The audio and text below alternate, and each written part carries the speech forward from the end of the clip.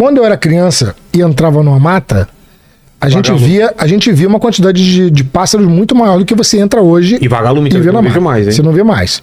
Você diminuiu muito isso. E o meu pai ainda diz que na época dele era muito mais bicho. Acredito que na época, né, de 500 anos atrás, seria absurdamente mais. A gente está tendo um processo chamado defaunação, que é um processo onde... Como é que a gente sabe disso? Tu entra na mata e vê uma quantidade de frutos podres no chão e nas árvores. Isso não é normal. Isso não é normal. Os animais estarem comendo esses frutos. Plantas, muitos animais são específicos a determinada planta. Ele se alimenta daquele fruto ali. Então, se você não tem um animal para comer aquele fruto, aquela planta ela vai perdendo o poder de dispersão dela. E cadê o animal que deveria estar ali? Não tem. Você está entrando nas florestas, você não está ouvindo nada. E isso tem acontecido nas nossas florestas brasileiras. Você acha que está tudo bem, que está tudo verdinho, mas não está bem. Só que ela está morrendo há um tempo que não é o seu tempo. Ao invés de ser 100 anos, ela está morrendo em 500 anos, em 1000 anos. Ela vai diminuindo a biodiversidade por conta da defaunação. Hoje você já tem um monte de projeto de tentar reintroduzir os bichos.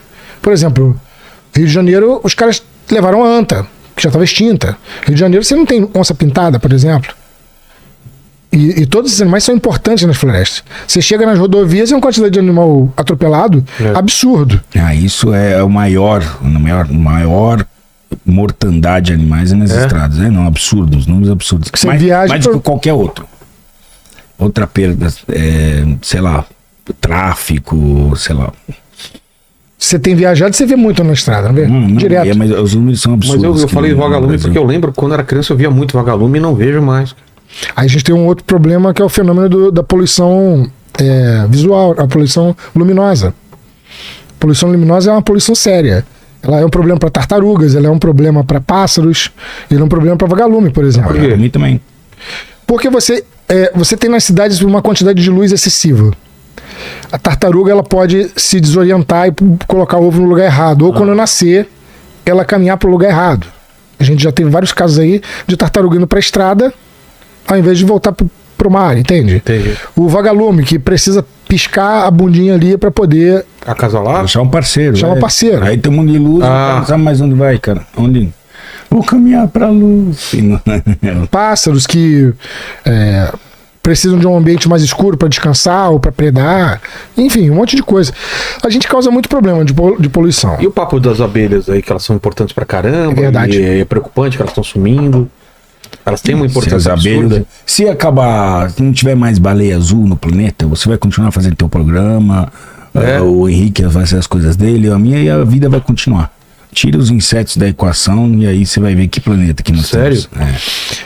Você tem uma quantidade absurda de plantas que são polinizadas por abelhas. Plantas com frutos. Ou plantas que você usa na produção mesmo agrícola. Se você não tem as abelhas para fazer polinização, lembra que a florzinha é um órgão sexual de alguém? Que tu cheira... Pois é. Se você não tem as abelhas, você não tem a produção das plantas que são as angiospermas. Elas vão reduzir drasticamente ao ponto de você perder a biodiversidade, inclusive do ser humano não existir mais.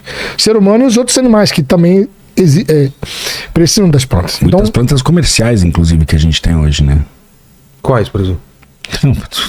Só pega tudo, sei lá, mexerica, plantas assim, frutos e outros que você depende, não são só frutos, né? Que você depende de uma polinização. E por que as abelhas estão sumindo? Os insetos estão acabando. Por causa de poluição, por causa de um monte de coisa? Cara, quando você usa inseticida, você transforma uma área muito grande, né, com elementos que matam insetos. Quando você polui com gases do que sai dos carros, com a poluição que você coloca nos rios, você acaba selecionando aqueles insetos que gostam disso, de ambientes antropizados. Geralmente, quem gosta desses ambientes não é muito bom. Para o mosquito da dengue, ele adora esses ambientes. Mas abelhas são mais sensíveis a esses ambientes. Elas precisam de um ambiente mais limpo. E tem vários insetos que precisam. Então, os insetos, de maneira em geral, eles estão diminuindo. Mas tem outros insetos que estão proliferando. A gente chama isso de animal sinantrópico. O que é um animal sinantrópico? É que ele gosta da presença do ser humano ou daquilo que o homem faz. Por exemplo, nem todo sinantrópico é ruim. Escorpião amarelo, aranha marrom, é um exemplo de sinantrópico, o mosquito da dengue, que não é muito bom. Mas, por exemplo, quero, coruja buraqueira, eles são animais que gostam da presença do ser humano. No campo tá cheio de quero-quero. Coruja buraqueira, ela consegue predar justo com a luz do poste. Essa poluição luminosa para ela é bom. Ela se prolifera melhor. Gambá é um animal que se adapta muito bem com a presença do ser humano. Então essas questões, eu não sei quanto ao Richard sobre isso, mas na minha opinião, daqui a 200 anos, 300 anos, muito provavelmente a gente vai ter reduzido muito a biodiversidade do planeta. O que a gente vai ter é animal sinantrópico. Seja um animal sinantrópico próximo à cidade, ou seja um animal sinantrópico que até mesmo na floresta gosta daquele ambiente mais abafado, mais seco, enfim. Agora, os outros animais e plantas vão ter uma redução muito, muito drástica. Essa é a minha previsão para 200 anos. Caramba. E o lance das queimadas, como que tá? Richard, tá vendo aí que tá pegando fogo pra caramba, isso não tem jeito mesmo? Entra governo, sai governo, é a mesma coisa? Histórico, né, cara? Por quê? Alguns mais, outros menos, mas é histórico, porque é um problema muito maior do que a gente imagina, né? Quer dizer, você tem de tudo. A gente não pode ser leviano, né? E dar eu não quero apontar uma direção, porque seria leviano da minha parte. Mas a gente tem muita coisa irregular acontecendo, a gente sabe, né? Em terras.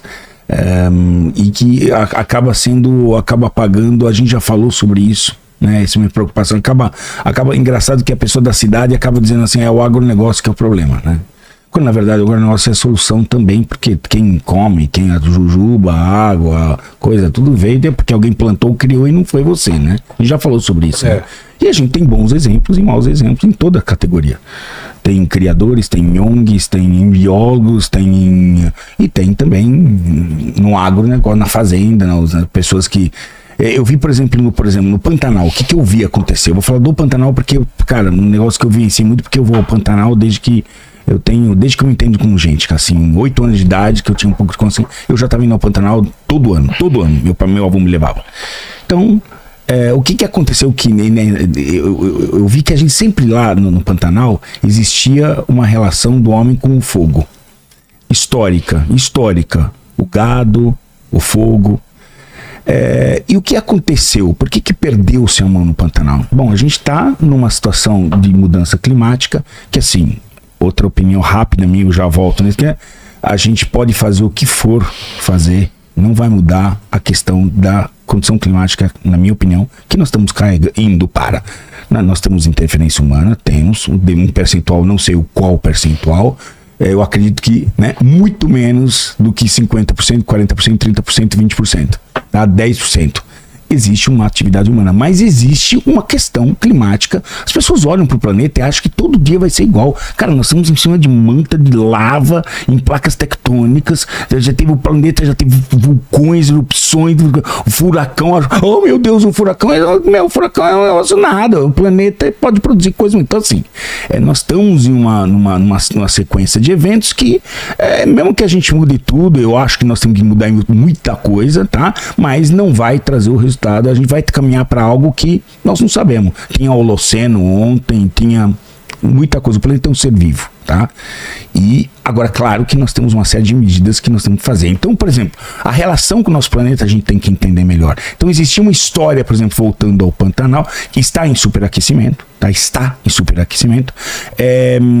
Tem coisas do sol, etc. Mas o Pantanal, ele sempre teve uma relação do ser humano com o gado lá, que botava o fogo.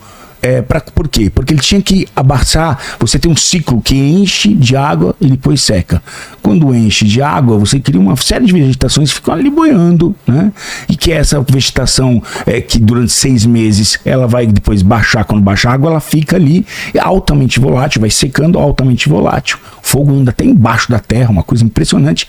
E que o homem que já vivia ali sabia que tinha que tratar. Então eles têm que botar fogo, como hoje faz o próprio Preve Fogo, o próprio Ibama faz isso hoje, porque entendeu que o fogo combate o fogo. Se você não botar fogo e abaixar toda essa matéria orgânica altamente inflamável, vai acontecer, ter um raio, não precisa nem, às vezes nem ter ação humana, tem um raio. Mas eu acho que lá tem muita ação humana errada, não sabendo trabalhar com fogo.